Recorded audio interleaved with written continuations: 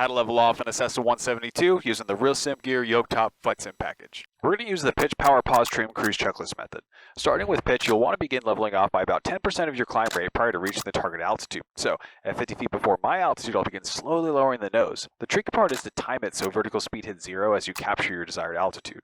So, as you speed up, it will get harder and harder to press forward on the yoke to maintain that altitude, and there'll be a temptation to trim. If you can, I say muscle this out until after your power adjustment. Then as I reach my desired cruise speed, I'll reduce my power to about 2300 RPM for standard cruise. Make sure you don't reduce the throttle too soon, otherwise it'll take a while to get to cruise speed. Now we pause. It's time to wait for everything to be in equilibrium before we trim. That's because we don't trim for a power setting or even a pitch, we trim for a speed. Once the trim is set, we've essentially aerodynamically set the airplane up to go a certain speed. So let's say I trimmed forward 90 knots at 2300 RPM. The airplane will still want to go 90 knots at 2100 RPM or 2500 RPM.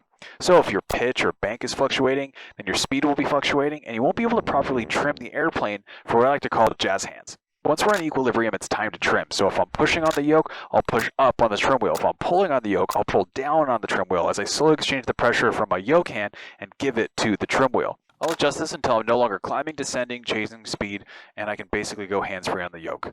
Now that I've trimmed, it's time for the cruise checklist. So power, check. Mixture, lean, check. Instruments, heading to compass, and all green, check. Taxi, landing, light off, check. Climb checklist complete.